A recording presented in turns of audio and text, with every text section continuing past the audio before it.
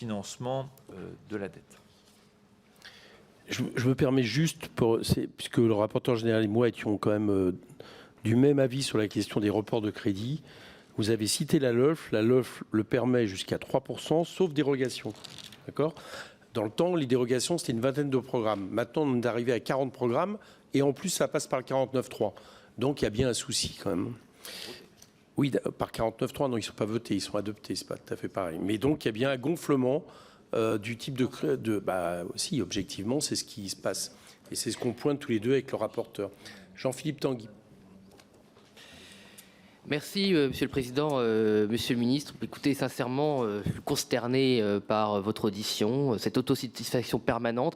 Alors, à défaut d'écouter la représentation nationale, essayez peut-être d'écouter les Français. Dans le dernier sondage IFOP, il reste 12% des Français qui vous font confiance sur la maîtrise de la dette et du déficit. 16% un peu mieux, il faut le souligner. Bravo pour l'amélioration du pouvoir d'achat. Vous n'êtes même plus crédible dans votre propre électorat. Donc, vous pouvez continuer à vous faire plaisir en vous félicitant entre parlementaires et ministres de la majorité.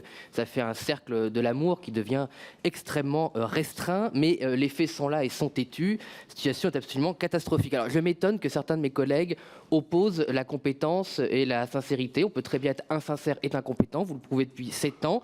Insincère puisque vous mentez systématiquement aux Français, en faisant croire et en espérant que vos résultats maquillent vos mensonges précédents. Pas de bol, comme me dirait le prédécesseur, qui effectivement avait quand même le soutien de M. Macron, faut-il le souligner, jusqu'en 2017. Je dis ça pour M. Cazeneuve, qui semble oublier que son gouvernement procède de François Hollande. Le ruissellement des plus riches, c'était bidon. La hausse des taxes qui ne toucherait pas les classes moyennes, c'était bidon. La politique énergétique inflationniste qui abîme notre productivité, et finalement c'était bidon. Bref, et vous continuez, vous faites comme si de rien n'était.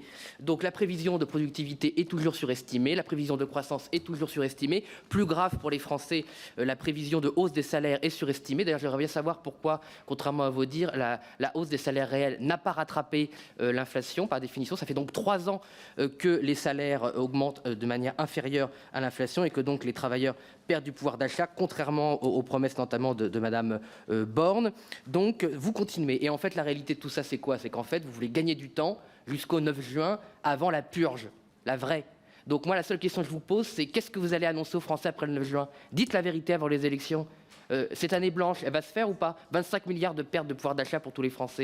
Les économies drastiques, ça va être quoi? Donc dites la vérité aux Français, de nous balader et de nous prendre, il faut bien le dire, pour des imbéciles. Désolé, nous ne le sommes pas. Vous avez fait un 49.3, plus vous privez le Parlement de pouvoir, plus les comptes se déraillent. Merci. Donc faites confiance aux compétences du Parlement. Visiblement, on est moins mauvais que vous, au moins. Merci, Monsieur le Ministre.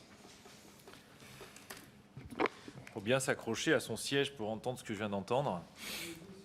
Parce que quand même, du Rassemblement national, qui promet dans son programme de baisser massivement la TVA, de nationaliser les autoroutes, d'exonérer Mbappé d'impôt sur le revenu et donc d'aggraver de 100 milliards d'euros le déficit public, permettez-moi de vous dire qu'en matière de crédibilité, de sincérité, de compétence, vous n'avez aucune leçon à nous donner. Et je vais néanmoins vous répondre parce que vous connaissez mon attachement au dialogue avec le Parlement.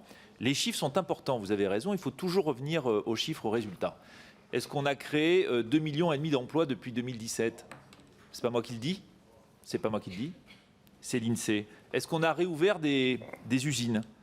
Et s'agissant, enfin, pour vous répondre, vous évoquez la purge. Quelle purge? Vous allez dire, on est très transparent. Quand on a constaté en début d'année qu'on avait eu une baisse des recettes, qu'est-ce qu'on a fait? On a pris un décret d'annulation de 10 milliards d'euros. J'ai dit personne ne l'avait fait. On est venu ici le 6 mars s'expliquer. Parce qu'on avait cette information que les recettes étaient moins importantes. Et qu'est-ce qu'on va faire en 2024? Je suis venu vous le dire. On a fait 10 milliards et on va faire un effort de 10 milliards supplémentaires, notamment 5 sur l'État. On a 7 milliards de réserves de précaution. Il y a un travail avec les parlementaires sur quelques recettes très ciblées. Et je l'ai dit, nous sommes prêts à travailler sur les rachats d'actions, sur les énergéticiens. Donc il y a ce travail-là. Voilà ce qu'on va faire en 2024. Ni plus, ni moins, dans la transparence vis-à-vis des Français et ici cet après-midi vis-à-vis de la représentation nationale. Merci Manuel Bompard.